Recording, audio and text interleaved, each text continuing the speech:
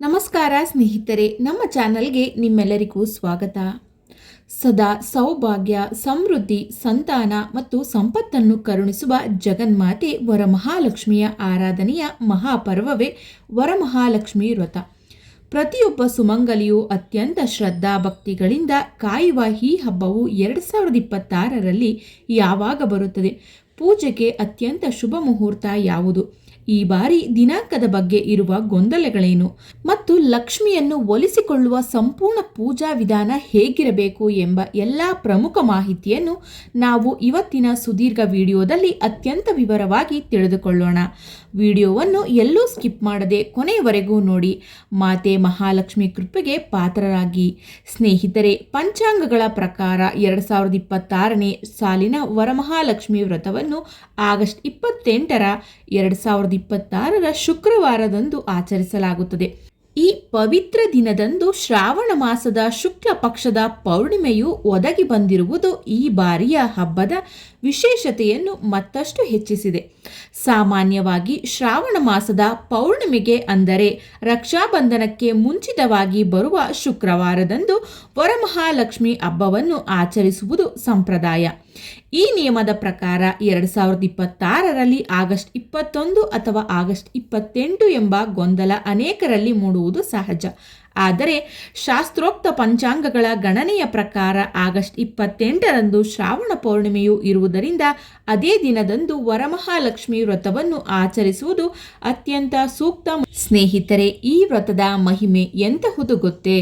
ಖುದ್ದು ಪರಮೇಶ್ವರನೇ ಪಾರ್ವತೀ ದೇವಿಗೆ ಈ ವ್ರತದ ಮಹತ್ವವನ್ನು ವಿವರಿಸಿದ್ದಾನೆ ಎಂದು ಪುರಾಣಗಳಲ್ಲಿ ಉಲ್ಲೇಖವಿದೆ. ಒಮ್ಮೆ ಪಾರ್ವತೀ ದೇವಿ, ಸ್ವಾಮಿ, ಸ್ತ್ರೀಯರು ತಮ್ಮ ಮಾಂಗಲ್ಯ ಬಲಕ್ಕಾಗಿ, ಸಕಲ ಐಶ್ವರ್ಯಕ್ಕಾಗಿ ಮಾಡಬೇಕಾದ ಉತ್ತಮ ವ್ರತ ಯಾವುದು ಎಂದು ಕೇಳಿದಾಗ ಶಿವನು ವರಮಹಾಲಕ್ಷ್ಮಿ ವ್ರತದ ಕಥೆಯನ್ನು ಹೇಳುತ್ತಾನೆ. ಮಗಧ ದೇಶದ ಕುಂಡಿನಿ ನಗರದಲ್ಲಿ ಚಾರುಮತಿ ಎಂಬ ಪರಮ ಪತಿವ್ರತೆ ಮತ್ತು ಸದ್ಗುಣಶೀಲ ನಾರಿ ಇದ್ದಳು.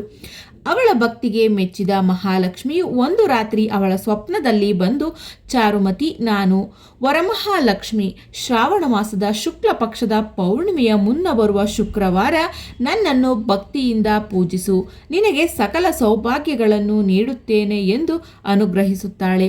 ಚಾರುಮತಿಯು ತನ್ನ ಕುಟುಂಬದವರೊಂದಿಗೆ, ನೆರೆಹೊರೆಯ ಸುಮಂಗಲಿಯರೊಂದಿಗೆ ಸೇರಿ ವರಮಹಾಲಕ್ಷ್ಮಿ ಹೇಳಿದಂತೆ ಭಕ್ತಿಯಿಂದ ವ್ರತವನ್ನು ಆಚರಿಸುತ್ತಾಳೆ. ಪೂಜೆ ಮುಗಿಸುತ್ತಿದ್ದಂತೆಯೇ ಅವಳ ಮನೆ ಚಿನ್ನಾಭರಣಗಳು, ಧನಧಾನ್ಯಗಳಿಂದ ತುಂಬಿ ಹೋಗುತ್ತವೆ. ಅಂದಿನಿಂದ ಈ ವ್ರತದ ಆಚರಣೆ ಜಗತ್ತಿನಾದ್ಯಂತ ಪ್ರಸಿದ್ಧಿಗೆ ಬಂತು. ಈಗ ಪೂಜೆಗೆ ಬೇಕಾದ ಪ್ರಮುಖ ಸಾಮಗ್ರಿಗಳ ಪಟ್ಟಿಗಳನ್ನು ನೋಡೋಣ. ಹಬ್ಬದ ದಿನ ಯಾವುದೇ ಧಾವಂತ ಆಗಬಾರದು ಎಂದರೆ ಇವುಗಳನ್ನು ಗುರುವಾರವೇ ತಂದಿಟ್ಟುಕೊಳ್ಳಿ.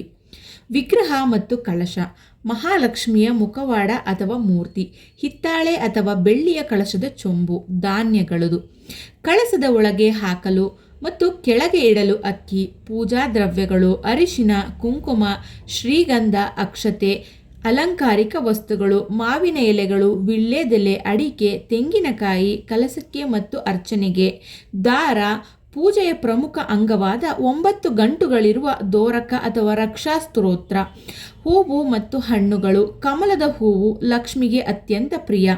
ಬಿಡಿ ಹೂವುಗಳು, ಗೆಜ್ಜೆ ವಸ್ತ್ರ, ಪಂಚಫಲಗಳು, 5 ಬಗೆಯ ಹಣ್ಣುಗಳು, ನೈವೇದ್ಯ ಸಾಮಗ್ರಿಗಳು, ಹಾಲು, ಮೊಸರು, ಜೇನುತುಪ್ಪ ಪಂಚಾಮೃತಕ್ಕೆ, ಹಾಗೂ ಒಬ್ಬಟ್ಟು ಅಥವಾ ಪಾಯಸ ಮಾಡಲು ಬೇಕಾದ ದಿನಸಿ.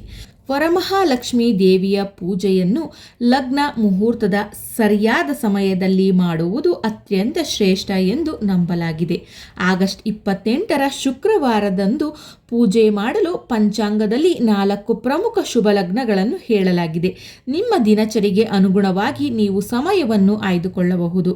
ಸಿಂಹ ಲಗ್ನ ಬೆಳಿಗ್ಗೆ 6 ಗಂಟೆ 23 ನಿಮಿಷದಿಂದ 7 ಗಂಟೆ 48 ನಿಮಿಷಗಳವರೆಗೆ. ಮುಂಜಾನೆ ಪೂಜೆ ಮಾಡುವವರಿಗೆ ಇದು ಅತ್ಯಂತ ಶ್ರೇಷ್ಠ ಸಮಯ. ವೃಶ್ಚಿಕ ಲಗ್ನ ಮಧ್ಯಾಹ್ನ 12 ಗಂಟೆ 6 ನಿಮಿಷದಿಂದ 2 ಗಂಟೆ 20 ನಿಮಿಷಗಳವರೆಗೆ. ಗೃಹಿಣಿಯರು ಬೆಳಗ್ಗೆ ಅಡುಗೆ ಮುಗಿಸಿ ಈ ಸಮಯದಲ್ಲಿ ಶಾಂತವಾಗಿ ಪೂಜೆ ಮಾಡಬಹುದು. ಕುಂಭಲಗ್ನ ಸಂಜೆ 6 ಗಂಟೆ 16 ನಿಮಿಷದಿಂದ ರಾತ್ರಿ 7 ಗಂಟೆ 52 ನಿಮಿಷಗಳವರೆಗೆ. ಈಗ ಪೂಜೆಯನ್ನು ಹೇಗೆ ಮಾಡಬೇಕು ಎಂಬ ಸರಳ ಶಾಸ್ತ್ರೋಕ್ತ ವಿಧಾನವನ್ನು ತಿಳಿದುಕೊಳ್ಳೋಣ. ಗುರುವಾರ ಸಂಜೆ ಮನೆಯ ಹೆಬ್ಬಾಗಿಲಿಗೆ ಮಾವಿನ ಎಲೆಗಳ ತೋರಣ ಕಟ್ಟಿ ರಂಗೋಲಿ ಇಡಿ. ಈಗ ಪೂಜೆಯನ್ನು ಹೇಗೆ ಮಾಡಬೇಕು ಎಂಬ ಸರಳ ಮತ್ತು ಶಾಸ್ತ್ರೋಕ್ತ ವಿಧಾನವನ್ನು ತಿಳಿದುಕೊಳ್ಳೋಣ. ಬೆಳಿಗ್ಗೆ ಬ್ರಾಹ್ಮಿ ಮುಹೂರ್ತದಲ್ಲಿ ಎದ್ದು ಮನೆಯನ್ನು ಸ್ವಚ್ಛಗೊಳಿಸಿ ಸ್ನಾನ ಮಾಡಿ ಶುಭ್ರವಾದ ಬಟ್ಟೆಯನ್ನು ಧರಿಸಿ ಮನೆಯ ಹೆಬ್ಬಾಗಿಲಿಗೆ ಮಾವಿನ ಎಲೆಗಳ ತೋರಣವನ್ನು ಕಟ್ಟಿ ರಂಗೋಲಿ ಇಡಿ. ಪೂಜಾ ಮಂಟಪವನ್ನು ಹೂವುಗಳಿಂದ ಅಲಂಕರಿಸಿ ಕಳಸದಲ್ಲಿ ಸಾಕ್ಷಾತ್ ಮಹಾಲಕ್ಷ್ಮಿಯ ಸಂಪೂರ್ಣ ಕಳೆಯನ್ನು ಆವಾಹನೆ ಮಾಡಲು ಅಷ್ಟೈಶ್ವರ್ಯ ಸಕಲ ಸೌಭಾಗ್ಯಗಳನ್ನು ಆಕರ್ಷಿಸಲು ಕಳಸದೊಳಗೆ ಹಾಕಲು ಕೆಲವರು 21, 11, 9 ತರಹದ ಮಂಗಳಕರ ವಸ್ತುಗಳನ್ನು ಹಾಕುತ್ತಾರೆ. ಚಿನ್ನ ಅಥವಾ ಬೆಳ್ಳಿಯ ನಾಣ್ಯ, ಗೋಮತಿ ಚಕ್ರ, ಪಚ್ಚಕರ್ಪೂರ, ಕಲ್ಲು ಸಕ್ಕರೆ ಅಥವಾ ಒಣ ದ್ರಾಕ್ಷಿ, ಕಮಲದ ಬೀಜ, ಲವಂಗ, ತಾವರೆ ಹೂ, ಜಾವತ್ ಪೌಡ್ರು, ಸಾಮಾನ್ಯ ನಾಣ್ಯ, ಹಳದಿ ಕವಡೆ, ಅರಿಶಿನದ ಕೊಂಬು, ಏಲಕ್ಕಿ, ಅಡಿಕೆ, ಅಕ್ಷತೆ, ಶ್ರೀಗಂಧ, ಅರಿಶಿನ, ಕುಂಕುಮ ನಿಮ್ಮ ಮನೆಯಲ್ಲಿ ನಿಮಗೆ ಎಷ್ಟು ದೇವಿಗೆ ಅರ್ಪಿಸಲು ಸಾಧ್ಯವೋ ಅಷ್ಟನ್ನು ಭಕ್ತಿಯಿಂದ ಸಮರ್ಪಿಸಿ. ಕಳಶದ ಬಾಯಿಗೆ 5 ಮಾವಿನೆಲೆ ಇಟ್ಟು ಆಮೇಲೆ ಅರಿಶಿನ ಸವರಿದ ತೆಂಗಿನಕಾಯಿಯನ್ನು ಪ್ರತಿಷ್ಠಾಪಿಸಿ ನಂತರ ದೇವಿಯ ಮುಖವಾಡವನ್ನು ಅದಕ್ಕೆ ಜೋಡಿಸಿ ಸೀರೆ ಮತ್ತು ಒಡವೆಗಳಿಂದ ಅಲಂಕರಿಸಿ.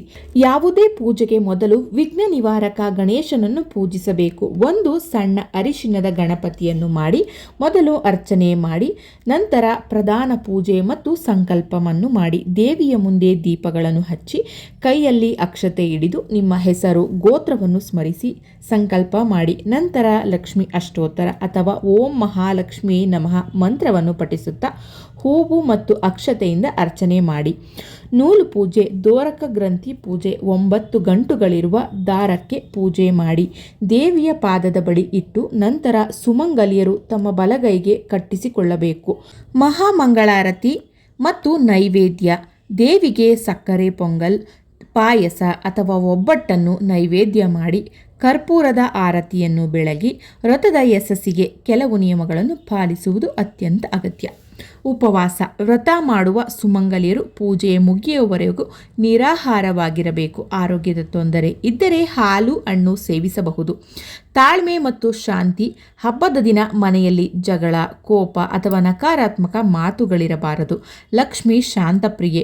ಮುತ್ತೈದೆಯರ ಸತ್ಕಾರ. ಸಂಜೆ ಮನೆಗೆ ಕನಿಷ್ಠ 5 ಜನ ಮುತ್ತೈದೆಯರನ್ನು ಕರೆದು ಅರಿಶಿನ, ಕುಂಕುಮ, ತಾಂಬೂಲ ಮತ್ತು ಬಾಗಿನ ನೀಡಿ ಗೌರವಿಸಬೇಕು. ಇದರಿಂದ ದೇವಿಯು ಅತ್ಯಂತ ಪ್ರಸನ್ನಳಾಗುತ್ತಾಳೆ. ಸ್ನೇಹಿತರೆ, ವರಮಹಾಲಕ್ಷ್ಮಿ ವ್ರತವು ಕೇವಲ ಬಾಹ್ಯ ಆಚರಣೆಯಲ್ಲ, ಅದು ನಮ್ಮ ಅಂತರಂಗದ ಶುದ್ಧಿ ಮತ್ತು ಕುಟುಂಬದ ಒಗ್ಗಟ್ಟಿನ ಸಂಕೇತವಾಗಿದೆ. 2026 ಆಗಸ್ಟ್ 28ರಂದು ಈ ಶುಭ ದಿನದಂದು ನೀವೆಲ್ಲರೂ ಭಕ್ತಿಯಿಂದ ಪೂಜೆ ಮಾಡಿ ಆ ತಾಯಿಯ ಕೃಪೆಗೆ ಪಾತ್ರರಾಗಿ ಎಂದು ಆಶಿಸುತ್ತೇವೆ. ಈ ವಿಡಿಯೋ ನಿಮಗೆ ಇಷ್ಟವಾಗಿದ್ದರೆ ದಯವಿಟ್ಟು ಒಂದು ಲೈಕ್ ಮಾಡಿ, ನಿಮ್ಮ ಕುಟುಂಬ ಮತ್ತು ಬಂಧು ಮಿತ್ರರೊಂದಿಗೆ ಶೇರ್ ಮಾಡಿ. ಇಂತಹ ಮತ್ತಷ್ಟು ಧಾರ್ಮಿಕ ಮತ್ತು ಪೂಜಾ ವಿಧಾನಗಳ ಮಾಹಿತಿಗೆ ನಮ್ಮ ಚಾನಲನ್ನು ಈಗಲೇ ಸಬ್ಸ್ಕ್ರೈಬ್ ಮಾಡಿ, ಪಕ್ಕದಲ್ಲೇ ಇರುವ ಬೆಲ್ ಐಕಾನ್ ಕ್ಲಿಕ್ ಮಾಡಿ. ಮತ್ತೊಮ್ಮೆ ನಿಮ್ಮೆಲ್ಲರಿಗೂ ವರಮಹಾಲಕ್ಷ್ಮಿ ಹಬ್ಬದ ಶುಭಾಶಯಗಳು. ಧನ್ಯವಾದಗಳು. ಜೈ ಮಹಾಲಕ್ಷ್ಮಿಯೇ ನಮಃ.